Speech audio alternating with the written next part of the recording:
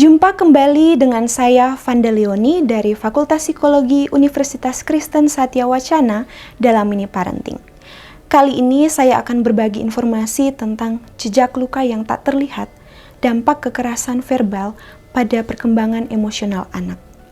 Tahukah Anda, data dari Kementerian Kesehatan Republik Indonesia pada tahun 2021 menunjukkan bahwa sebesar 62% atau sebanyak 39 juta anak Indonesia mengalami kekerasan verbal dari orang tua. Selama ini ketika membahas mengenai kekerasan, maka yang terbesit di benak kita adalah kekerasan fisik yang dampaknya terlihat pada tubuh.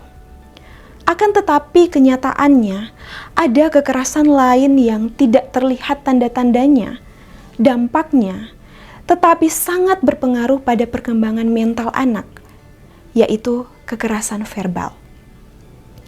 Kekerasan verbal sendiri merupakan bentuk kekerasan melalui perkataan yang keluar dari mulut dan menghasilkan rasa tidak nyaman pada penerimanya. Ada 9 perilaku yang dianggap sebagai kekerasan verbal yang seringkali dilakukan oleh orang tua tanpa disadari ataupun disadari, yaitu merendahkan dan mempermalukan, penolakan, menyalahkan, melebih-lebihkan kesalahan, memberi ancaman, mengutuk, menghina, membandingkan secara tidak adil, bahkan memberikan prediksi negatif terhadap anak. Banyak orang tua yang tidak menyadari bahwa kekerasan secara verbal atau melalui kata-kata memiliki pengaruh yang lebih besar dibandingkan kekerasan fisik. Perlu diperhatikan bahwa sekalipun bentuk-bentuk kekerasan verbal ini tidak meninggalkan jejak secara fisik, bukan berarti tidak meninggalkan luka dalam diri anak. Kekerasan verbal pada anak berdampak pada perkembangan emosional yang sangat mempengaruhi masa depan anak. Beberapa penelitian awal menunjukkan bahwa kekerasan verbal oleh orang tua berdampak pada rendahnya harga diri anak. Bahkan juga rendahnya kepercayaan diri anak yang membuat anak-anak memiliki kecenderungan untuk berperilaku agresif.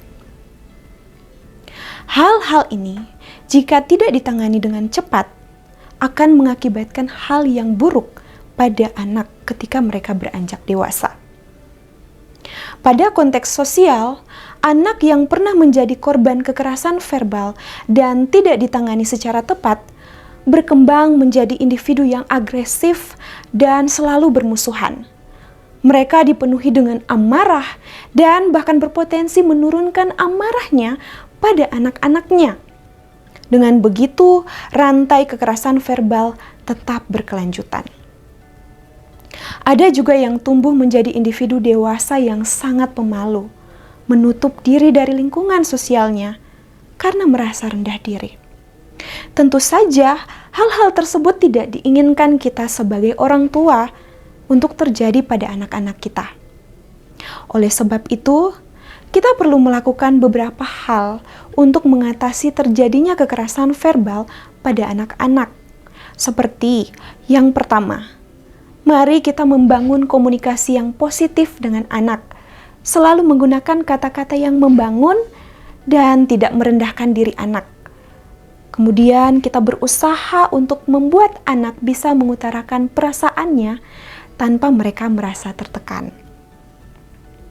Yang kedua, kita mengajarkan pengendalian emosi pada anak dan menjadi teladan yang baik dalam cara kita berbicara, juga dalam cara kita menghargai orang lain.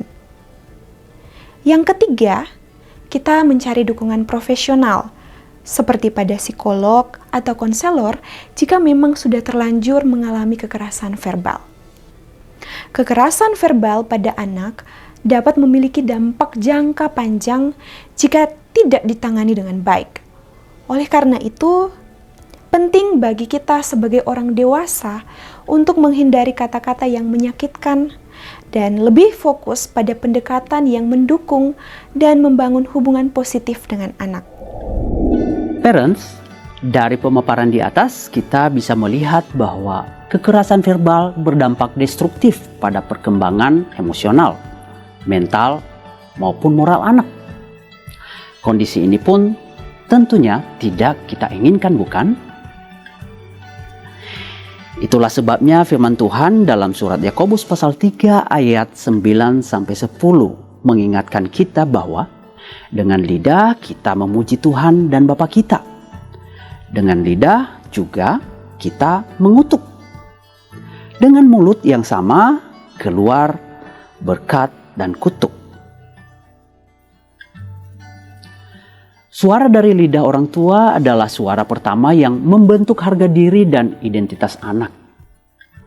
Saat lidah tidak dijaga, anak bisa tumbuh dengan luka yang tak terlihat secara fisik.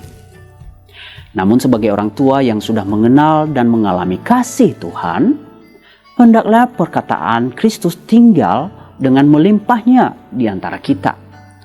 Sehingga kita, para parents, dengan segala hikmat dapat mengajar dan menegur anak-anak yang kita kasihi dan sayangi. Dapat kita bandingkan dalam Kolose pasal 3 ayat 16.